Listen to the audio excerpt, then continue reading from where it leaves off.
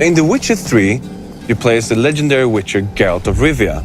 In the world of The Witcher, there's lots of different factions, races, and also minorities. And together with a huge and diverse landscape, it creates this vibrant open-world experience.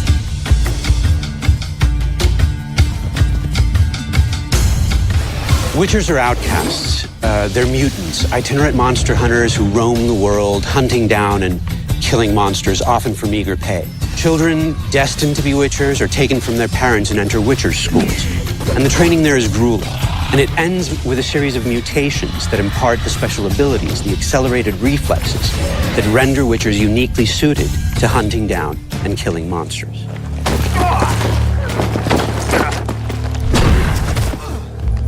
Geralt has never been just a monster slayer. Kings and sorceresses have noticed his talents and tried to use them to their own ends.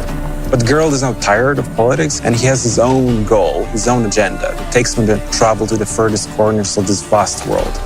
At the same time, Geralt works as a witcher. Tough hunt.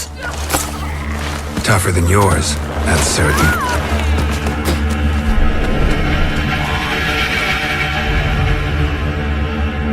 Monsters within the world are blend from legends: Norse, Western, Slavic.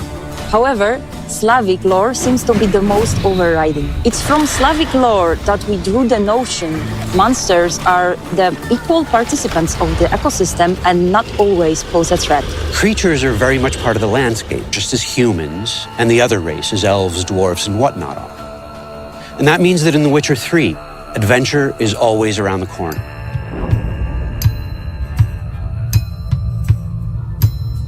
Well, the world of The Witcher 3 is actually 35 times bigger than the one presented in The Witcher 2. And has a huge diversity of different areas. You have the swampy, murky place of no man's land, where there's a danger around every corner, to the harsh climate of the Skellige Islands, where there's strong and proud people living there. And also we have the metropolitan of the north, called Novigrad.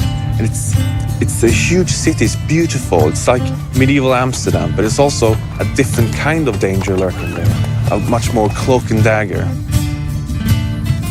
What distinguishes the world of The Witcher is that it takes things fantastic and it grounds them, renders them believable, places them in mature contexts.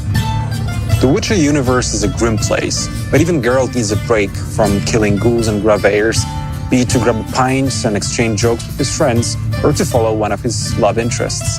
And it's these lighter moments, many and varied, that render Geralt's life believable, immersive, and constitute a break from what would otherwise be all-pervading doom and gloom. One of the most fearsome enemies you'll face is the Wild Hunt, a cavalcade of ghastly specters which rides down from the night sky, bringing war and destruction. Based on European legends and folklore, the Wild Hunt is also an inherent part of the Witcher universe, so it's not just a random boss we pull out of a hat and place at the end of the corridor. In The Witcher 3, the Wild Hunt will take center stage and come right at you. It's as much the stuff of fairy tales that children tell each other as it is a force that comes in the night, in the deep of winter, to annihilate an entire village.